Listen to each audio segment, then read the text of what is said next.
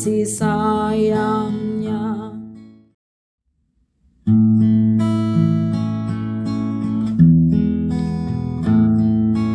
Muliakan Tuhan Allah, muliakan Tuhan Allah, muliakan pimpinannya dalam kasih sayangnya.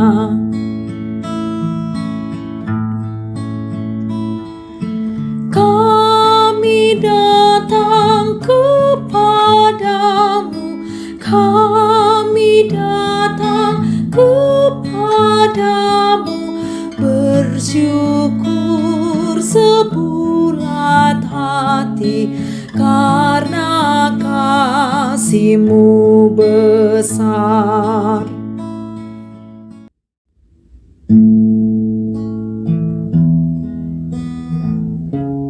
Kasih karunia dan damai sejahtera dari Allah Bapa kita dan dari Tuhan Yesus Kristus menyertai kamu.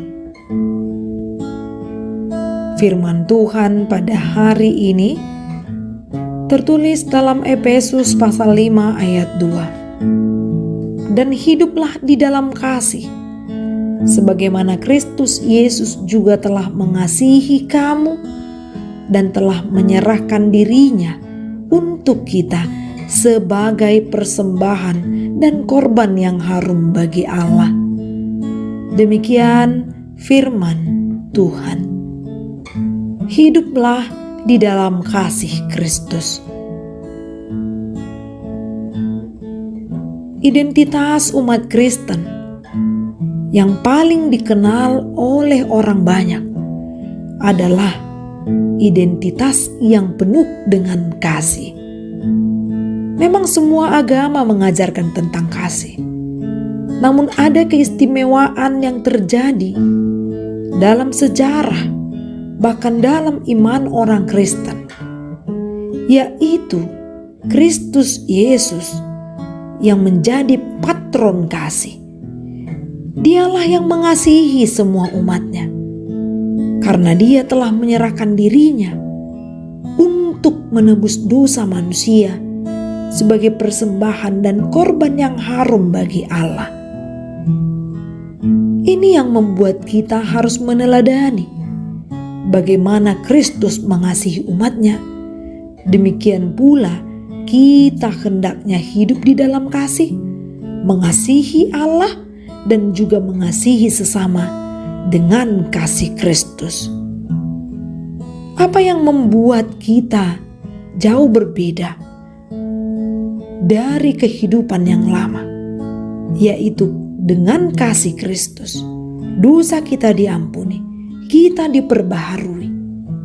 Lebih dari itu lagi, bahwa Kristus Yesus menjadi penggenapan dari peristiwa pemberian korban penghapusan dosa di dalam perjanjian lama.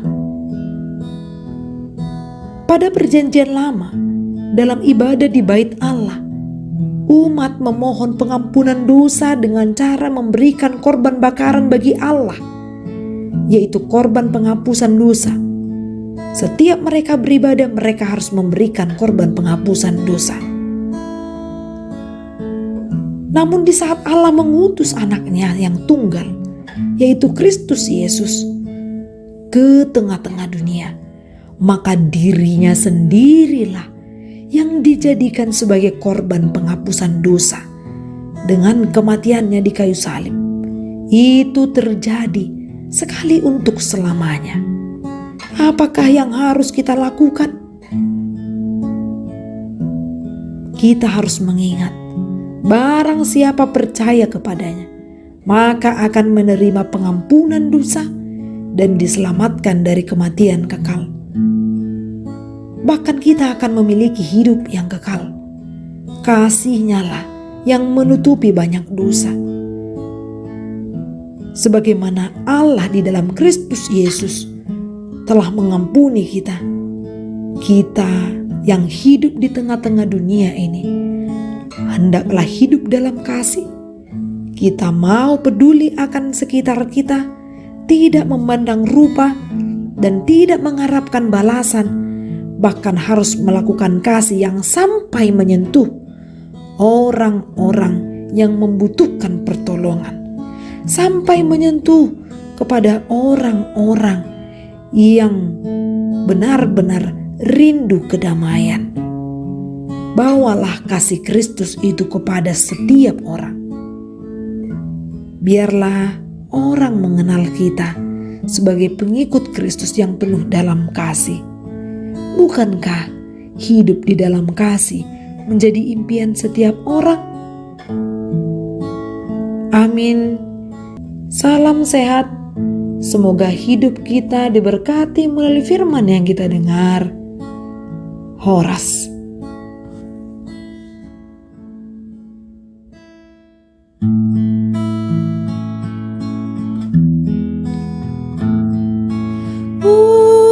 Muliakan Tuhan Allah, muliakan Tuhan Allah, muliakan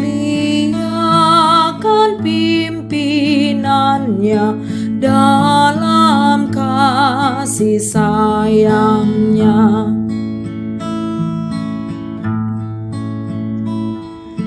Kami datang kepadamu, kami datang kepadamu, bersyukur sebulat hati karena kasih-Mu besar.